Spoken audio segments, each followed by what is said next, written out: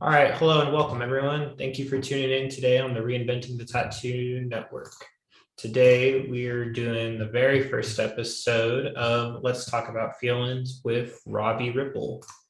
So as always, thank you to the sponsors who make all of the shows on this network possible, as well as the founder, Guy Aitchison, for making it all possible. So bring in now. How are you, Robbie? I'm great, Kyle. How are you? I'm doing all right. I am, man. Yeah, as you said, this is a show entitled "Let's Talk About Feelings." It's funny. So the way that I came up with the name of the show is I met Gabe a little over 10 years ago, and we would talk and bullshit and have fun. And then as the years went on, every time I saw him, he would joke and be like, "Oh, I thought I felt some feelings," or "I thought I felt some feelings." And we always kind of lovingly came together in a clashing sense because I'm very feelings and emotionally based, and Gabe is very pragmatic and very sensible. All right. So thinking about it, I'm kind of a rare breed when it comes to tattooers. I am someone that I cater to my feelings and my emotions, whereas a lot of tattooers are reactive because of their emotions, but they don't want to dive deep and figure out what the fuck might it be under there that's making them afraid of these emotions or making them afraid to deal with their feelings and stuff like that. So while I have zero clinical psychology background and no schooling to this, I'm a human. I'm a tattooer, and in my almost 30 years of being around the tattoo industry, and 25 plus years of tattooing, I've learned that we're all fucking people. And every tattooer is a person with problems and stresses and worries and issues and things that they can't handle and feelings and stuff that get overwhelming. So like the whole point of this show is to give artists kind of a safe space. And I'm going to jump in and say that the term safe space for a lot of tattooers is like, all right, no sissy. But the true fact of it is we all do need a safe space, right? We all do need to talk about our feelings. We all do need to cry. We all do need to have these times in our life where we cater to the things that could crush us if we don't really go full in on what we're going through. So yeah, this platform is just a way for people to talk.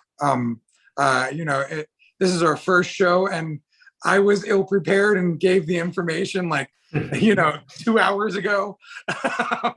So the hope is to have people coming in to the Zoom room and asking questions and kind of allowing me to do my human coaching thing and human coach you through what you're going through, because I'm a human, and I've been a coach for years, right? But we say life coach, and that's got the same type of feeling as motivational speaker, whereas they're great things, right?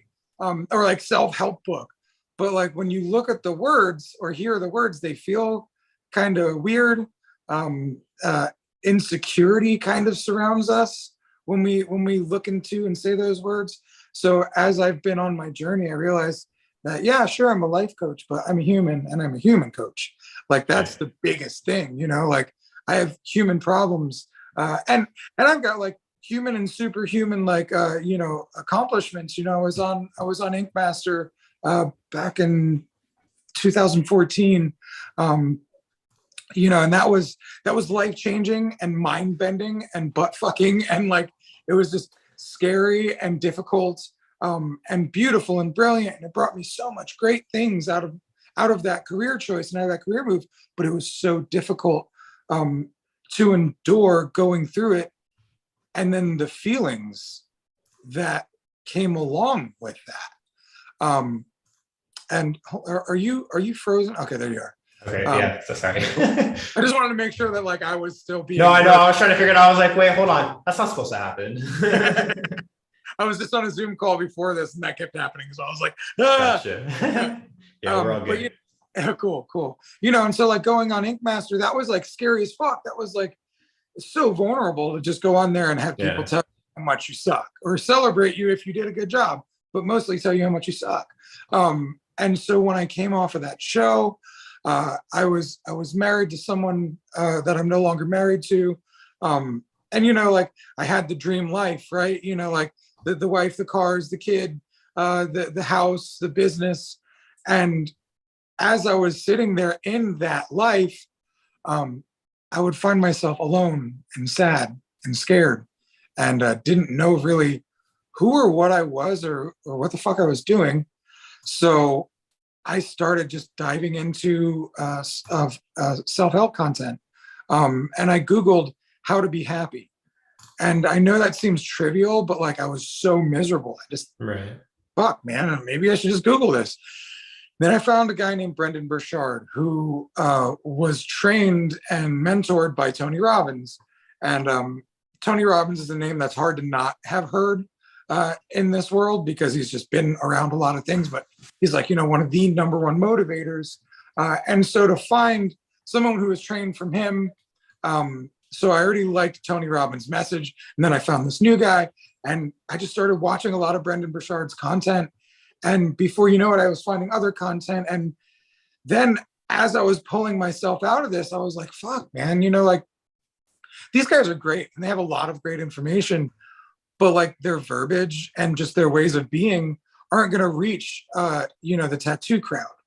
Right. So I was like, this information's top notch, like I wanted to kill myself a couple months ago. And now like, I want to bring this information to others in my position, others who just aren't so regular and whitewashed and normal. And, so that's really what ended up bringing around the RAD movement. And that's my motivational platform that I started to help people grow and learn and progress. And it was directed towards tattooers at first. And the more I've done it, the more I realize it's wonderful information for anyone that wants to enjoy it. But like it was tailor-made for tattooers because I'm a tattooer and I know how difficult we can be. And I know how we don't want to hear it when somebody tells us how to get out of our shit or, improve our situation or take the steps we need to take to become the version of ourselves we want to become.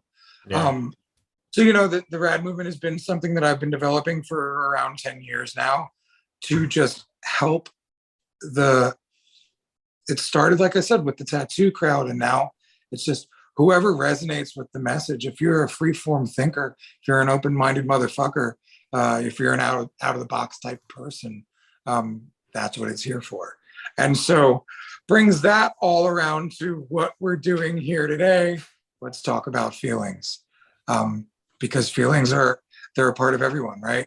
And like with feelings, like I've come to understand and notice and in my studies over the years and all the books that I've read and podcasts and gurus and, brilliant minds I've listened to, like with anger, there's usually an underlying emotion. With happiness, with sadness, there's always some sort of underlying emotion. So, that's why I like the whole let's talk about feelings, because if you're running around angry all the time, what's the real cause of making you angry? Like, what are you afraid of? That's the first thing I'd ask anyone that's angry is fuck. Like, what are you afraid of? Like, what is that anger protecting you from? What, who and what are you trying to become with that anger? Like a lot of the time for me, that anger is trying to keep me from, the fears that I've got, and the endless loop, because I wake up in the morning and I'm angry. That's one of my first things that it's easiest to go to that emotion when I wake up in the morning. And when I think about it and when I like unpack it, well, the morning is when I can't sleep very good. Like I can fall asleep real good at night, but if I don't get enough sleep at night, that morning's going to wake me up and then my brain's going to go. So now my brain's been going for a while. And if I didn't catch it, now all these fears and worries are going to pop up. And what's the easiest way to handle fear and worry? Get angry, get big, kill it all. Right. So, yeah. Yeah, So exactly. that kill it all. There's always some kind of causation behind it. If you really take a second to look at it, it's like, okay, well, this is happening because this is happening because this went on. You can always find some kind of root to it, even if it takes a while. Right. Absolutely. And that's the thing. Sometimes it does take a while. And like, Yeah. for me, I've been on this journey for a while to try and dispel that anger in the morning. And it's difficult. It's really difficult. But, as time goes on, I realize, okay, I need to ask these questions in these moments, like, okay, I'm angry. What am I angry about? And then, a lot of the time you'll hear something pop up like this motherfucker or that motherfucker. And it's like, okay, well, what did that experience bring? So you like have to reverse engineer your own feelings and emotions just to figure out what's going on. Like yesterday, Father's Day, I just had a brand new baby 7 weeks ago. Thank you. And I've got a 21-year-old. So like, I've loved this dad stuff, but my dad died 2 years ago. And the day before Father's Day, I was sitting there and I was like, I don't know what's going on. And my partner, Donna, she like was asking me like, well, what about this? What about this? Is it because you miss your dad? And then I started fucking bawling. Yeah. And I'm like, oh shit. So like with that exterior coach, right, throwing the fucking things at you, it's easy to feel the trigger pop up. Right. But doing that for yourself is a whole nother, they just taking that time to, step back and evaluate things that's the biggest issue. And like the biggest kind of killer of it is just how hard it is to step the fuck back for a second. Absolutely, dude. Because like if you're in pain, and pain can be anger, worry, frustration, fear. If you're in that state, it's really hard to step out of that state and be like, all right, now I'm going to coach you. Is it this? Like, and it's one of those things that I've realized over the years that like we got to get better at. Yeah. I've been trying to do that for myself. Like for me, I just moved out. I'm in Columbus, Ohio. I just moved out here about a month ago from Southern California, originally living in a household of 7, being just irrationally pissed off every day of my life because I just can't get a moment to myself. And I'm like, why do I hate life so much right now? More than normal, of course. But it's like, right, okay, I'm in an environment that I can't stand. I'm going nowhere. I'm doing nothing with my life at the moment. I'm trying, but there's no opportunities. It's like, I just got to fucking leave. And, since I moved, things have exponentially gone up. Obviously it's still rough, but compared to before, I'm doing a heck of a lot better. Yeah, man. And, like, so let's talk about that. Cause, I lost my leg. I don't think we developed that part of my story yet. Yeah, I'm not too familiar with it. So I was living on the road, right? So went through that divorce from the second wife that I was, that I was with Ink Master and all that, right? So fast forward to like 2017, 2018, we go to the end of 2017, we start the divorce. I'm living in Indiana at the time in this like weird little house. It was perfect for what I needed, but like I'm an opulent guy and it was far from opulent, right? So I'm just living in a house that's sheltered, which I'm not used to that. Like I like, the finer things in life. I'm a tattooer, man. We make the money for it. So like so I'm living in this, this beautifully perfect place for what I needed. And the divorce happened. So I'm like, fuck. All right, well now I gotta face this. Then shortly after that, the people that rented me the house, which were friends and are super awesome people, ended up deciding we got to sell the house. And because my financial situation for my divorce was so fucked, I couldn't be the one to buy it. So the house was like, they were like, oh, well, we're going to go ahead. We'll put it on the market, but it's probably not going to sell for a while. Don't worry about it. Bitch sold quick. And now I'm, my son, he was 17 at the time, 18 at the time. So he had to finish high school with me living on the road. Cause I was like, look, you can come and live on the road with me. And we'll homeschool and stuff. Cause I was going from convention to convention, guest spot to guest spot. Right. I was essentially homeless, but I never had to live like a person without a home.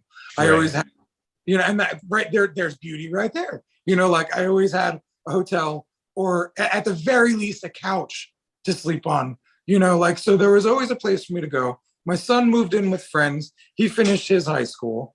And then the goal was to buy an RV, drive around the country, and fulfill this dream of doing 50 free love tattoos in all of the 50 states. So at the end, it would have been 2,500 free tattoos that I would have given out. And the only thing that I would have charged was go pay it forward, right? So I was going to do all this love and put all this love into the world. And this great fucking plan with my RV that it was going to be the Rad Movement Love Mobile, and it was going to be sick. And like, I was going to change the fucking world in the next year with this fucking crazy plan that I had no idea how I was going to make happen, but I was going to make it happen. So we were like 80 or 100 days on the road, living in the car, me and my partner, Donna, baby mama, wife type, just still afraid of the marriage stuff. So, but that was when she and I had first gotten together, and this crazy girl moved from Philly where she had 2 jobs. Fuck, she was working for Mike Chambers, and she just decided, hey, I'm going to go and live with this crazy guy in Indiana. And then it was like, hey, we're going to go on the road and live in the car. And like, I remember the first time she was like, we're going to be homeless. I was like, we're not going to be fucking homeless. Are you serious? Like, my ego couldn't accept that I was going to be homeless. But like, now it's a cool part of my story. I was homeless. So like, in the homeless part, we had, a lump sum of money put together for this RV. We drive out to California to buy this one RV. It turns out to be a piece of shit. And we're like, no.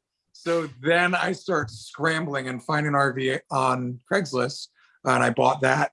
It had exactly what we needed at the exact price. And he needed to get rid of it. It was a sad story. And I was going to like breathe new life into this guy's sad RV story and, like have all this great with the Rad Movement. So like, yes, we're going to do this. Fuck yeah. So we get the RV. And I don't know if you've ever driven an RV before. It's basically, dude, it's like driving a fucking Walmart around. It's terrifying. It's just so big and cumbersome, and it's so annoying. Then I'm towing my car in the back, and then if my car falls off the tow dolly, I'm gonna be like, well, the insurance probably won't cover it because I was the one that helped fall off. So like every bad scenario kept happening, right? And I remember one time I'm in the RV crying because I'm just like, I'm so struck with like fear. And Donna's handling it, and this stranger comes. He's like, hey, I'm gonna help you. Come to my house. He helped us with the problem we were having. And then so like everything kept unfolding the way it was supposed to, right? Just like you were saying. And then 2 weeks after we bought the RV, my leg breaks off. And everything changes. Because like I thought I was going to get out of the hospital in a couple days, passed it up, ready to rock, no problem, let's go. And like when I told the one doc, I was like, bro, like I want a normal leg again. How long is that going to take? This bitch open mouth belly laughed at me. Bro, he was like, hold on, partner. I'm going to give you a leg. I didn't say I'm going to give you like your old leg. So, we go through 7 surgeries before amputation over like 8 months. Mm-hmm. And finally we do the amputation 5 days before Christmas. And I found out 5 days before that I was going to get amputated that I was going to get amputated. So I didn't really have time to plan. Right. So rolling with the punches, right? At that point in time, I lived in the hospital for 40 days at the beginning of it. And then I was in and out of the hospital, still living in the car. Because now we're not really comfortable driving the RV everywhere. Right. So we got the RV in storage. We're living out of the car again, driving around, going to conventions, making money. People made some GoFundMes, and that helped me out brilliantly. So between the GoFundMes and my own personal work, I was able to live and support myself and help my son with things. And, it was crazy. But so like, I kept moving forward, just like you said you did when you had no idea, right? Yeah. I kept moving forward, and the action, the action comes in the doing, like once you start doing, then all the action starts coming around you, and the blessings start coming in. And not getting religious because I'm not, but like the blessings from the universe, like the good things just come your way when you say fuck it, cover your balls and fucking run for it, Yeah, I mean, that's what's been happening with me out here too, is like, since I've started, because I've been trying to get serious about doing artwork and being a tattoo artist for about 2.5, 3 years. And so, once I started like really grinding, put my head down, it was like, okay, I found reinventing, got involved in that, found other people through that. And now I'm out here in Columbus, and I'm hanging out at Red Tree with Durb and Vaughn, and starting to work over there now. And I'm like, okay, yeah, this is not at all how I thought it was gonna go, but way better than I expected to. Yeah, So man. you just gotta kind of roll with it and just, if you want it that badly, and you'll do what it takes to make it happen, Right, exactly. And it like in the process of it, it's funny. So I bring up Nicki Minaj, right? Because I was listening to her album, and there's a little excerpt in there where she's like, motherfuckers act like they asked me like, how's it feel to come up overnight? And she's like, bitch, I didn't come up overnight. Like y'all didn't all this, like. Yeah.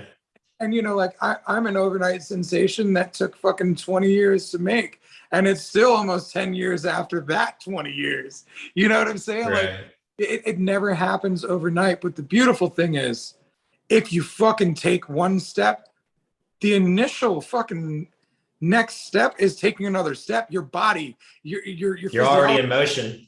Right. And when you get smacked, now you get back up, usually faster, harder, and with more forward momentum than you did before you got smacked.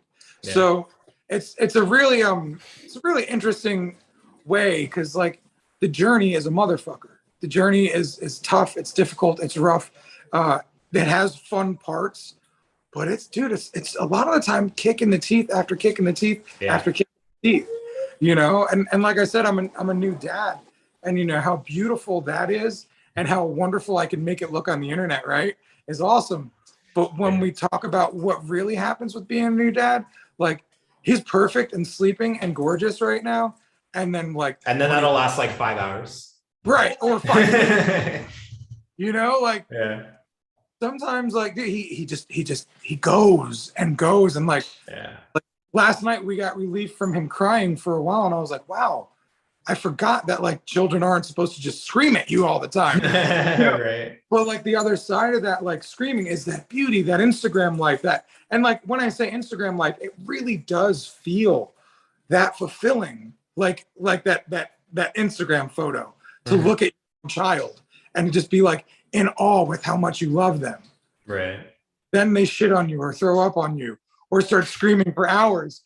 And you're like, that's disgusting, but you're lovely still. Right. and it's so weird, because really like, as you go through life, you just got to think about how it just is a series of unfortunate events that you have to find the silver linings in. And then you get these events that are like mind-blowing, and like you made it to the top of the mountain. But then when you're on the top of the mountain, you kind of get scared for the next mountain that you have to climb sometimes. Right. Like there's always something new that's gonna fucking suck to jump in your way.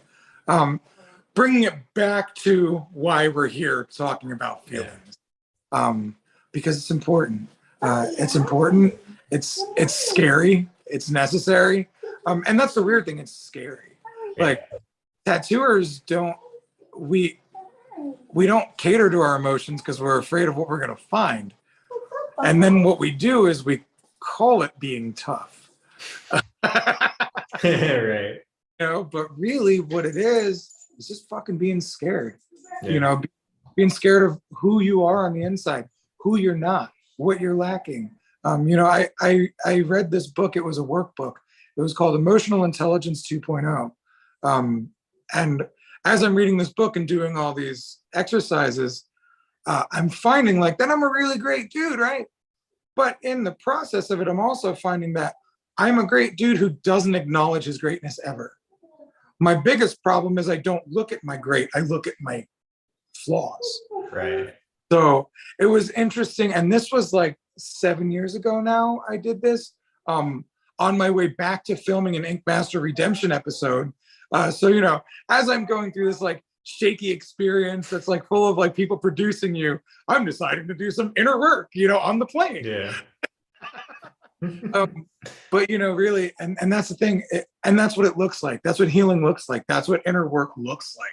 It looks like a scared dude from California moving away from everything he's ever known to be brave, even though he was terrified. Bro, my fucking RV. Oh, yeah. My RV said brave on the fucking passenger. Every time I looked down and I was scared, I remembered to be brave. What were you saying? On my way out here, like the day I got my moving pod to come in and I'm packing up all my stuff, the lady who I'm supposed to rent a place from calls me and she's like, "Hey, yeah, so the people that said that we're gonna buy a house and move out didn't move out, so you're fucked." And I was like, "Great." And I'm the whole way I drove over here, I'm like, I don't have a place to go. I'm going there, but I don't have anywhere to go. You know, my stuff is on its way, but I've got nothing. And I stayed in a hotel for like a week and a half just trying to figure it the fuck out. And I'm like, this fucking sucks. What am I gonna? This is not at all what I. This is the exact opposite of what I was planning. And then I got here and I was like, okay, cool. I thought I'd be making about the same amount of money doing the, you know, the day job I was before. Nope, I'm making less money and my rent and everything gone up. I was like, this is the exact opposite of what I was trying to get to happen. But you know, you just kind of keep pushing at it, and eventually it works itself out. Yeah, dude. You know, like if I would have stayed in the mindset of the guy that was in the hospital, afraid to lose his leg, I would have never been the guy that hit a 6-foot fucking jump on a wakeboard with one leg, and the guy that leg presses 1,000 pounds with one leg, you know, and run and jump and swim and do all the things. Like if I would have just stayed that dude that I wanted to be, because I wanted to be a sad fucking loser, but like I couldn't, you know, I couldn't live in that. So, you know, and the fact that I didn't, the blessings kept opening up, you know, the universe kept showering me with good, and, you know, the power is in the doing, man. You just got to keep forward, you know? So it's really interesting. And when you look at everybody's story, right, there's parallels. Like you and I, we have similar parallels, completely different context, you know, because we both kept moving. We both kept moving forward. And now you're working with some of the best tattooers on the planet, you know, like all around the globe. And it's just like, did you expect this shit to happen? You know, I didn't expect. No, of course, not at all. Dude, like the settlement that I got from losing my leg, I didn't even know there was going to be a settlement. Like the guy that throws the convention calls me and says, "Robbie, you got to sue." And I'm like, "I can't sue my friends. This is fucked up." You know, and he's like, "Dude, you're not suing me. You're suing insurance." Like that settlement, like that helped set me up to like make my next steps in life, be greater steps, and like actually building this empire. And like that setback was actually that pullback so I could get slingshotted forward. Right. You know, and like and so many times through the setbacks, I've been like, why? You know, and I know I shouldn't be asking why. And then that's a whole that's the killer right there, is asking, you know, why. Like I'm like, why? And then I'm like, you shouldn't be asking why, pussy, be a man. And then I'm like, oh, now I'm asking why. So I was asking myself why for the longest time, because I'm only 22. So like when I got out of high school, you know, I didn't have good friends, and everyone just dipped off the face of the earth. And I was living in an apartment with people I hated, and it was like just trapped in my room, ready to kill myself. And I was just asking, you know, everything, why? But it's like you go down that rabbit hole of trying to figure it out, and it never gets solved, you know. At some point you just got to say, okay, fuck it, you know, whatever. Right. And you know, when the things get harder, you just keep moving, you know, like, because it gets harder, but you get better, then the harder stuff gets easier, and then you're faced with more harder stuff. You know, I had somebody reach out to me the other day on Instagram, and you know, as I was talking to her, she was telling me about her marriage situation. It's not going good, you know, it's actually going terribly. But the cool thing is, you know, she is realizing how strong she is. She realizes how powerful she is through these adversities that she's being thrown. And so, you know, while you don't feel like it in the front, you know, you are growing and progressing when you're getting kicked in the face by the universe. You know, when fucking terrible and terrifying and miserable, when you can't do anything but ask why. Why? So you can be strong, so you can see how strong you are. You know, and so it's one of those things too. It's like, you know, it sounds super easy when we're talking about it because we've already went through it and we've got that experience to it, but it's like, it's not, you know, it's hard. It's a struggle. It never is easy. Right. Never is easy. Always a struggle. And, you know, like the baby, you know, like I said, it was like the highest I felt ever was that whole, you know, watching him be born and experiencing that magic all over again, have for, you know, for his mother and like all this stuff. And then when he won't stop yelling at you, you're like, oh my God. You're like, can I return it or something? Or... He's like, I don't want to shake my baby, but I feel like I'm gonna shake my baby, you know. Yeah. And it's just wild, you know, and it's a ride. It's a complete and total ride. And it never ends. You know, I was talking to one of my good friends the other day, and you know, we were talking about relationships, and he's like, dude, you know, you see our relationship and it's great, but it's work every day. It's work every day. It's work every day. It's work. And it's like, damn, you know, every time I'm like, all right, I can coast. Don't get too comfortable. Right. Yeah. Because you coast too long and then you start slowing down. And at some point you got to turn the gas back on, you know? Yeah. Yeah. And this. Speaking of. Yes. Hi, yes. You have all the feelings and you do not know how to express them. Yeah, this is my little Zen. Oh, how cute. But yeah, so I feel like we're at a good spot today to call this a successful first experience talking about feelings with Robbie Ripoll. So yeah. Great. Well, thanks for joining us. I really appreciate it. Thanks, man. And for anyone watching, this is happening every Monday at 5 p.m. Yeah, right, go ahead and shout out all your stuff as well. Yeah. The Rad Movement, the_Rad_movement on Instagram. Robbie Ripoll, ROBBIE, RIPOLL is all my personal information. You can find all of my socials everywhere just from my name. And my studio is Rad Inc., Florida. But yeah, so one of the things I'm offering people in this is exclusive access to coaching with me because I am a human coach. And that is something that I'm offering to the tattoo community. So as this goes and grows, I will be developing mastermind coaching programs, one-on-one coaching programs, and things like that. So, and then I also do in-person healing workshops, which are really weird and cool. So yeah, I hope to expand some people's minds with this group. I hope to expand my own experience, and I hope to see what kind of great things come from talking about our feelings. So thank you, Kyle. Thank you, Tattoo Now and Reinventing, and Guy and Gabe and everybody that's a part of this. Thank you, all the viewers. And oh yeah, and the Rad Movement on YouTube. That is my YouTube channel. So check that out and have a great day, everyone. Thanks for having me. Awesome. Great. All right. Thank you for